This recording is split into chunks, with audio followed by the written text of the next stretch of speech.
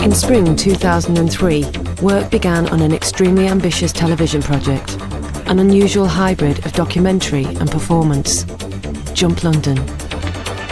When it started, it was completely a blank sheet of paper, really, with 3 Frenchmen, maybe 20 locations, 1 hour, Channel 4, and, written at the top, and that was it. The task for the director and producer was not only to tell the story of free running, but also to show it in action on the rooftops of some of London's most famous landmarks. Given the unprecedented risks involved, some doubted it would ever happen. For the free runners and the production team, it was a leap into the unknown. The fact that people thought it was going to be impossible was made it easier because no one expected it to really happen. So we could kind of go, this is bonkers, not really going to happen, is it? Let's go mad. Let's let our imaginations run wild. First, the filmmakers had to familiarise themselves with the unique talents of Sebastien, Jerome, and Johan. All 3 of the free runners had very, very different skills. So Sebastien could go for kind of quite big jumps and speed and strength. He's the philosopher of the group. He's the person who, having been involved in free running for so long, he's thought it through. The whole thing stems from his childhood. It stems from his desire not to be trapped. Jerome was very, very good at doing really weird moves. He could jump off a wall and shape his body in a way that you just wouldn't really think was possible. Johan's skills were really different. He was almost the most flexible of all of them. He could do he seemed to be able to do lots and lots of different moves. And I think whenever you really, really needed things to sparkle, it was often Johan who gave the sparkle. Having scouted over 100 locations, the filmmakers introduced the free runners to their chosen 20.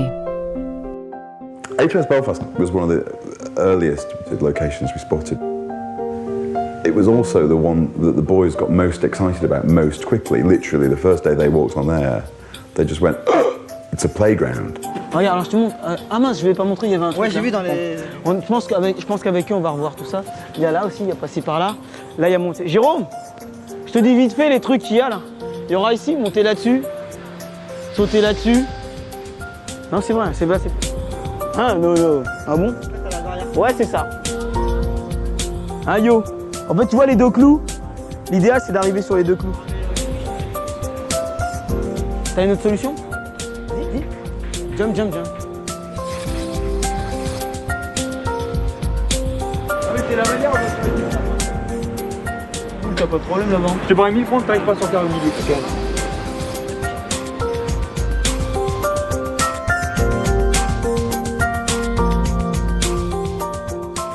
The first thing we had to realise that we had to change about how we'd normally work was that at the centre of what we were going to be filming was not going to be our vision for how the film would be. At the centre of what we were going to be filming was what the free runners could do, because if we'd been driving the process, we might have been asking them to do things that they didn't want to do, that weren't safe to do. And we always knew from the start that they had to be steering that process.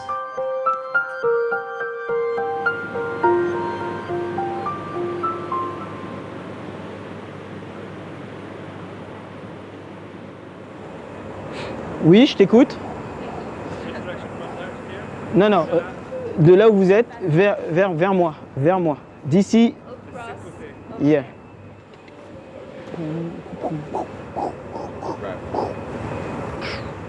It took us a while to get used to what they could do as well. So we'd go and look at a roof and there'd be a staircase or a concrete block or something that we'd get really excited about.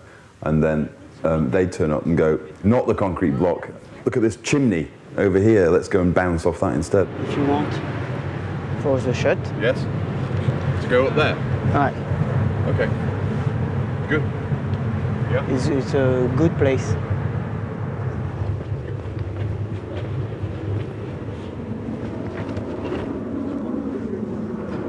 En plus, ici c'est safe, ça grippe bien.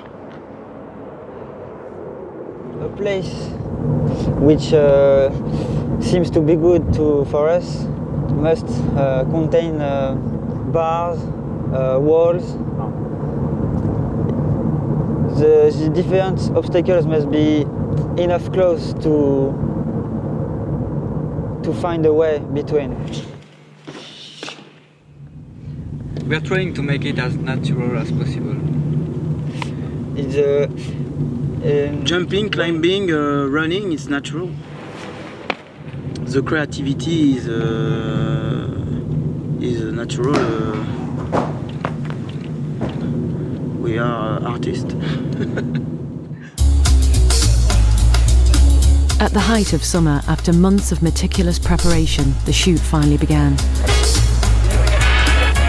The crew of 30 started taking over London's rooftops.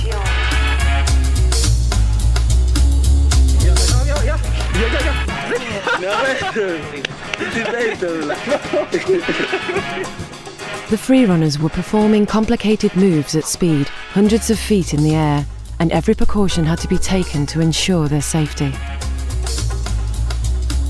We knew that we would need a stunt coordinator every day, and that's when we met. And I think it's fair to say, fell in love with Jason, because he was fantastic. One of the reasons why I'm here is to look after them. There is professional backup, there is professional care taken. Fantastic. Okay. These lads have trained a long time to achieve the sort of level at which they're working at. Any other young kid thinking, oh, he can just climb a wall like Spider-Man, well, forget it. You know, you just can't do that, it's not done.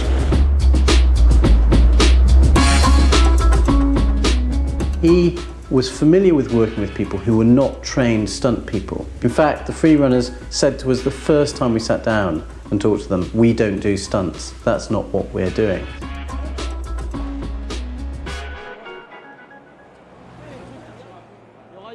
When we were sure that the free running was going to be a single part of the film, the immediate thought is, how do we make this different?